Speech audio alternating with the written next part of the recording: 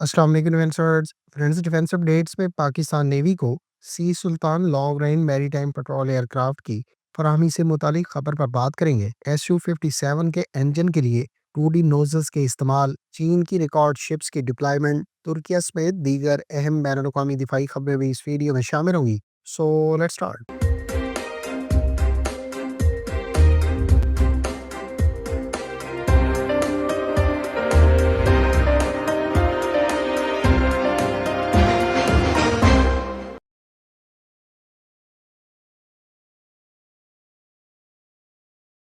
Friends, media reports کے مطابق Pakistan navy کو لانگ رینج میری ٹائم پیٹرول ایئر کرافٹ سی سلطان کی ڈلیوریز 2026 میں شروع کر دی جائیں گی۔ پاکستان نیوی کی جانب سے ایمبریئر کے لینیج 1000 ایئر کرافٹ کا انتخاب 2020-21 میں کیا گیا تھا اور اس کمرشل ایئر کرافٹ کی کنورژن کے لیے اٹالین کمپنی لینارڈو اور ساؤتھ افریقن پیراماؤنٹ کا انتخاب کیا گیا تھا۔ یہ دونوں کمپنیاں مل کر اس کمرشل ایئر کرافٹ کو میری ٹائم پیٹرول ایئر کرافٹ میں کنورٹ کرنے کے حوالے سے موڈیفیکیشن سر انجام دیں گی۔ پاکستان نے مڈ 2021 میں لینارڈو کو بنیادی طور پر 3 ایمبریئر لینیج 1000 ایئر کرافٹ کی لانگ رینج میری ٹائم پیٹرول ایئر کرافٹ میں کنورژن کے لیے منتخب کیا تھا، جبکہ ساؤتھ افریقن پیراماؤنٹ کا انتخاب بنیادی طور پر اس ایئر کرافٹ کی ایروسپیس انجینئرنگ اور مینوفیکچرنگ کے لیے منتخب کیا گیا ہے۔ ایمبریئر کے استعارے کو سی سلطان پروجیکٹ کے تحت maritime patrol aircraft میں کنورٹ کرنے کی غرض سے اٹالین کمپنی لینارڈو اس پر الیکٹرانک سپورٹ میجرز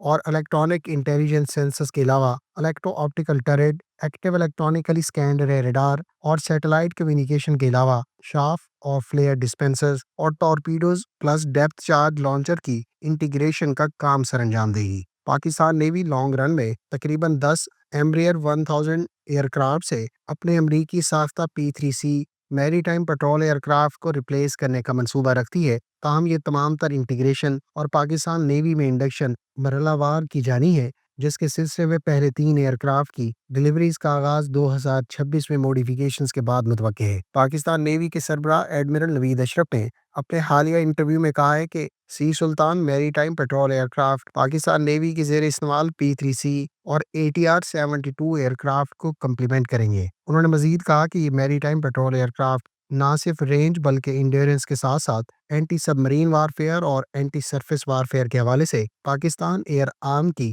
کیپیبلٹیز کو مزید انہینس کر دیں گے۔ فرینڈز، اگر آپ IDA کی جانب سے پاکستان نیوی کے موجودہ سربراہ ایڈمرل نوید اشرف کے کنڈکٹ کیے جانے والے انٹرویو کے بارے میں تفصیلات پڑھنا چاہتے ہیں تو اس انٹرویو سے متعلق ہماری ویب سائٹ کا لنک آپ کو ڈسکرپشن میں مل جائے گا۔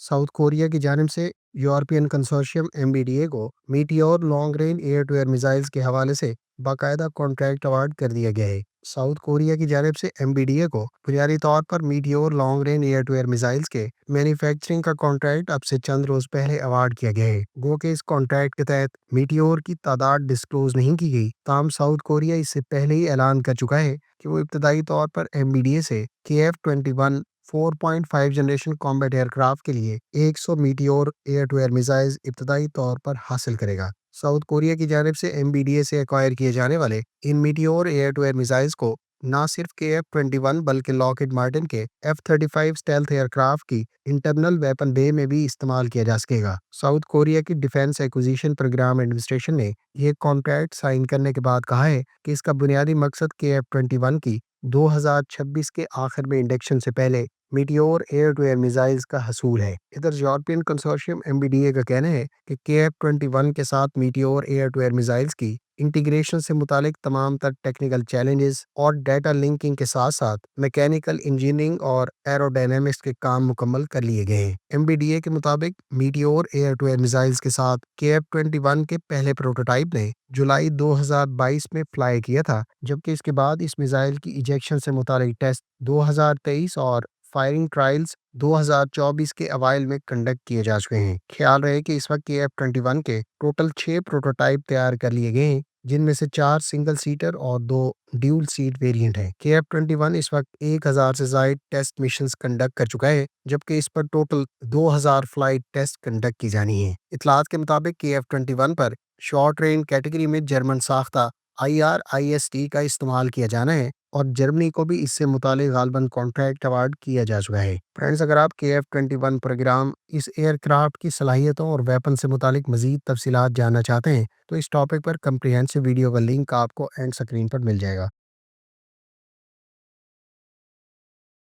فرینڈز، رشیا کے 5th generation combat year craft Su-57 کے لیے نیا انجن، جس کو AL-51F1 کہا جاتا ہے، اس پر پہلی مرتبہ 2D تھرسٹ ویکٹرنگ انجن نوزل کا استعمال کرتے ہوئے اسے Su-57 کے پروٹوٹائپ 2 پر پہلی مرتبہ دیکھا گیا ہے۔ Su-57 کے اس دوسرے پروٹوٹائپ نے فرسٹ فلائٹ مارچ 2011 میں کنڈکٹ کی تھی، جبکہ اب تک کے تمام طیاروں پر AL-41F1 کا استعمال کیا جا رہا ہے، اور اس پر حال ہی میں AL-51F1، جس کو ازدیلیہ 30 بھی کہا جاتا ہے، اس کا مرحلہ وار استعمال کیا جا رہا ہے۔ نئے AL-51F1 انجن کو سب سے پہلے دسمبر 2017 میں اس طیارے پر انٹیگریٹ کرنے کے بعد ٹیسٹ فلائی کیا گیا تھا۔ ان نئے 2D نوزلز کا استعمال بنیادی طور پر Su-57 کو لو آبزرویبل فیچرز فراہم کرنے جیسی امپروومنٹ کا باعث بنیں گے۔ خیال رہے کہ اس سے پہلے اس قسم کے 2D نوزلز کا استعمال امریکی ساختہ F-22 ریپٹر کے انجنز پر استعمال کیا جا رہا ہے، تاہم ابھی تک یہ واضح نہیں کہ ان نوزلز کی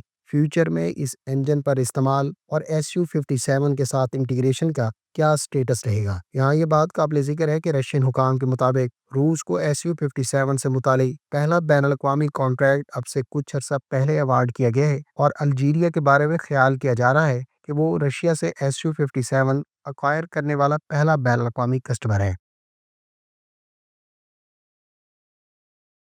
فرینڈز، تائیوان نے کہا ہے کہ چین نے گزشتہ چند دہائیوں میں پہلی مرتبہ بڑی تعداد میں اپنی شپس کو تائیوان کے قریب سمندر میں ڈپلائی کیا ہے۔ تائیوان کے حکام کا کہنا ہے کہ چین نے اپنی نیوی اور کوسٹ گارڈ کے زیر استعمال تقریباً 90 کے قریب مختلف نوعیت کی شپس کو صدرن جیپنیز آئی لینڈ سے لے کر ساؤتھ چائنا سی کے درمیان ڈپلائی کیا ہے۔ تائیوان کے حکام کا مزید کہنا تھا کہ چائنا کی حالیہ ڈپلائمنٹ اب تک کی لارجسٹ میری ٹائم آپریشنز کے حوالے سے ان شپس کی ڈپلائمنٹ ہے، جس کی مثال گزشتہ 3 دہائیوں میں نہیں ملتی۔ تائیوان کے ڈیفنس آفیشلز کا کہنا ہے کہ اس قسم کی ڈپلائمنٹ نہ صرف چائنا کی جانب سے ایک قسم کا پاور شو ہے، بلکہ اس کا مقصد تائیوان کے آئی لینڈ کو چوک کرنے کی غرض سے ایک قسم کی اسٹریٹجی ہو سکتی ہے، جس کا بنیادی مقصد کسی بھی قسم کی تائیوان کو سپورٹ، جیسا کہ امریکن یا جاپان کے علاوہ فلپینز کی شپس کی تائیوان کی جانب موومنٹ کو روکنا ہے۔ خیال رہے کہ چائنیز ایئر فورس اور چین کی نیوی کی جانب سے مختلف اوقات میں تائیوان کے ارد گرد منورز کنڈکٹ کی جاتی رہی ہیں، جس میں درجنوں کی تعداد میں ایئر کرافٹ کی ڈپلائمنٹس اور شپس کی ڈپلائمنٹس قابل ذکر ہیں۔ تاہم یہ پہلی مرتبہ ہے کہ چین کی نیوی اور کوسٹ گارڈ نے